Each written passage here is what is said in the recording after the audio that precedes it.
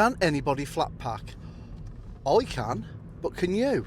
And is it within the bounds of your average person? I've got an average person sat next to me. I call her my wife, but here she is. She's driving, so she's got to be careful. Okay. What are your initial thoughts when you see all those boxes? A big sigh, and where do I start? Which box do I open first? And am I by myself? Yep. I'm not going to be able to do it. Okay, so fear and defeatism. Yeah. Only on Flatpack.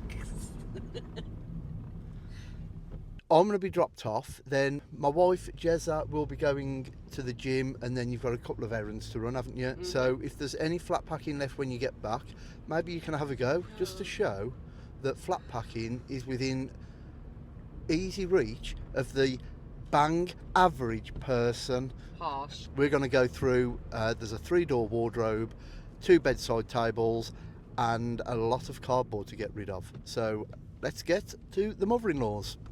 See you there. Bye.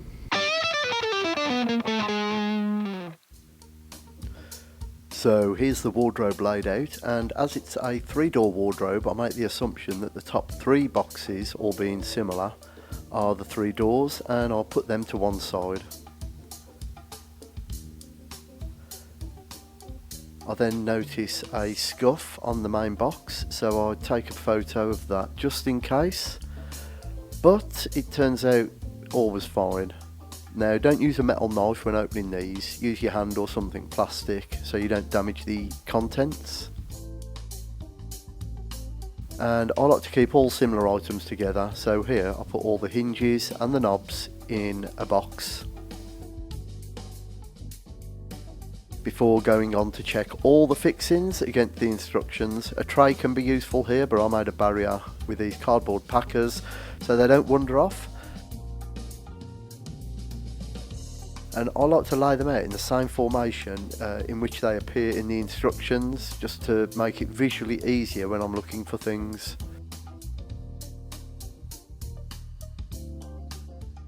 It can also be useful to hold them up against the pictures, like I do here with the metal bracket, just to ensure which one is which. Some items are quite similar.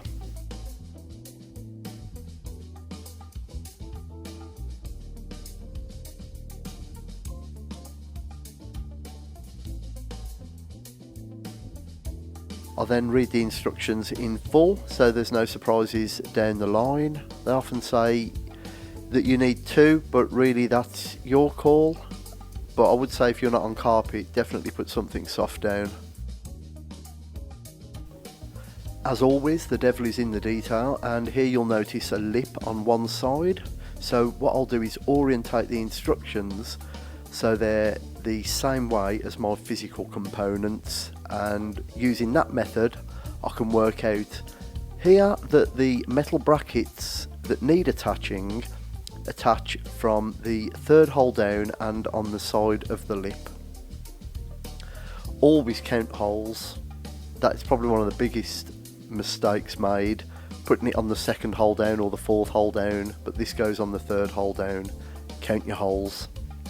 You can't rely on a fixture going into a hole because it fits, because there could be many holes it fits in.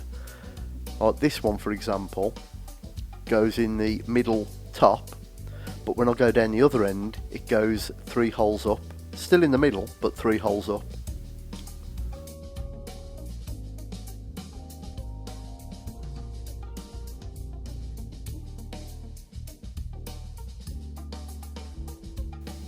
It was about 10 o'clock and I was feeling peckish, but luckily my mother-in-law made me a gorgeous breakfast sandwich, and then it was back to it. Here, look for the detail again. There's a small lip on these. Now when I hammer these dowels in, I've got cardboard underneath just so I don't scrape against the lower piece. These are called threaded inserts, which I don't see a lot of in Flatpack, but they will house the threaded feet, which will help you level the wardrobe. For taller items, you'll need to know that there's enough height room for standing up the item.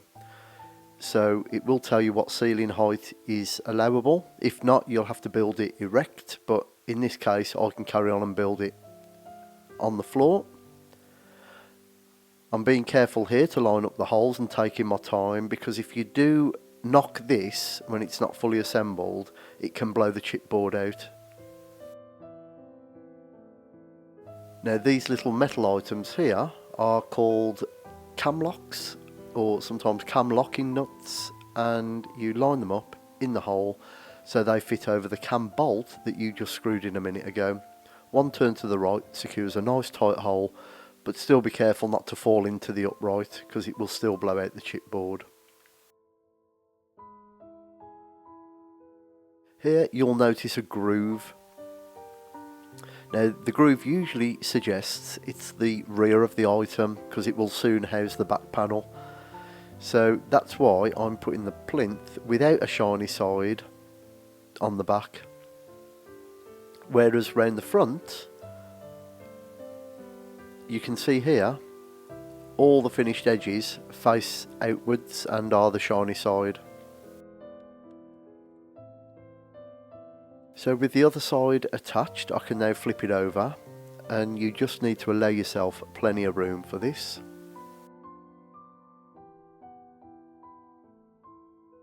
For fitting the back panel, IKEA provide these great little guides which you put the panel pin in and you butt it up against the rear of the wardrobe, and it ensures that each pin will go where it should. In the old days, before these were a thing, you'd sometimes think you were hammering correctly and you'd find the odd pin poking through into the interior of the wardrobe, so use that. Now it's time to stand it up, but lift it as the diagram suggests, because if you don't, you can blow out the plinth at the bottom. It's up to you whether you lift it on your own or not, but if it doesn't feel right, get some help. Here I'm making sure the extension cable is plugged in and switched on before the wardrobe is in place, because that would be a nightmare. And I shuffle it into place and attach it to the wall. Sometimes it's a bracket on top of the wardrobe. In this case, it's these that fit inside the wardrobe. Always check the rail, because rails do vary. Sometimes you'll need to attach the rail to the brackets before putting in the wardrobe. Now drawers and doors are probably two intimidating parts, but again, orientate so the runners will be attached the correct way round and on the right side. With these mesh drawers, there's clips, so by counting the holes I know that I can't go wrong.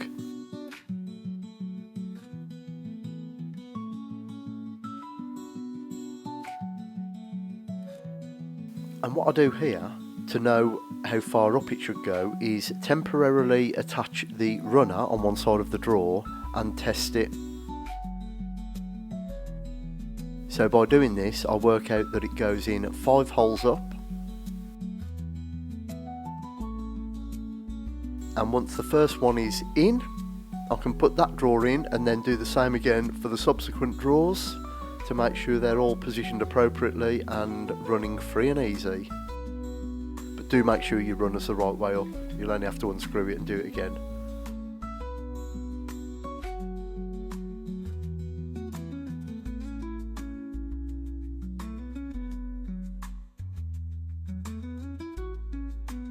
Now it's very easy to count 5 holes up, but when you're 20 odd holes up, like for these shelf brackets, I use a level rather than counting 20 odd holes for each row.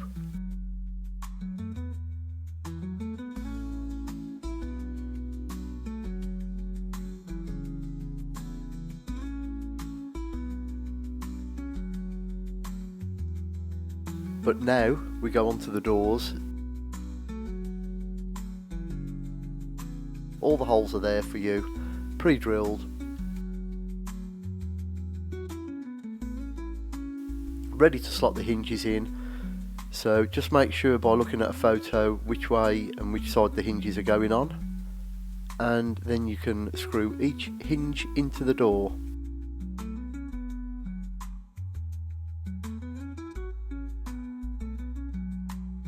And because I was alone, I have to offer these up on my own. So I rest the bottom of the door on my foot and then offer it up to the wardrobe. Line it up with the top like this and just count down so you know where the hinge is going to be screwed in. Attach one screw in, put one screw in the other two hinges and give it a swing.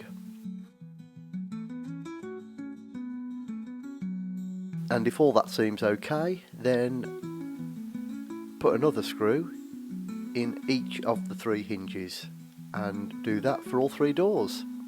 What you will find is, unless you're very lucky, is there's uneven tops, gaps too tight together, and so on.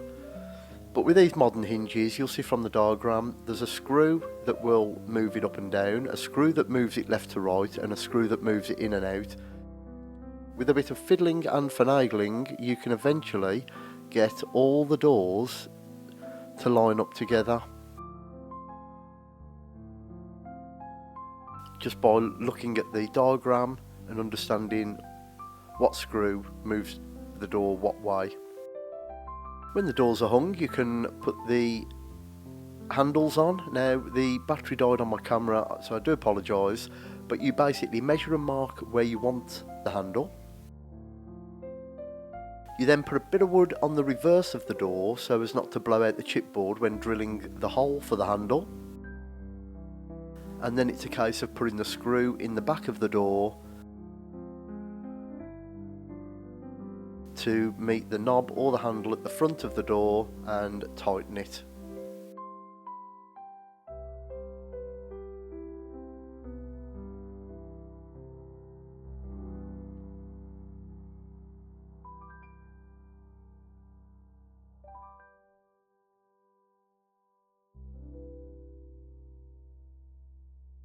Then the last job is to apply these little self-adhesive silicone bumpers that you just stick on where the door closes, and that is the wardrobe finished.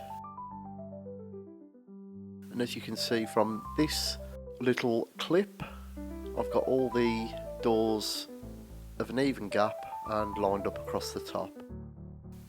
So, can anyone flat pack?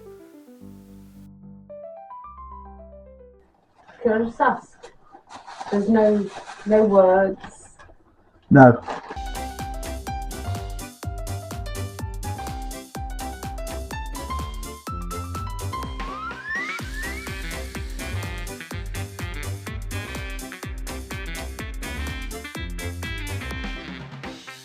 Now, while this was going on, I could hear plenty of laughter. So maybe flat packing is good for the soul. And I don't want to be harsh on my wife, she's quite a practical person.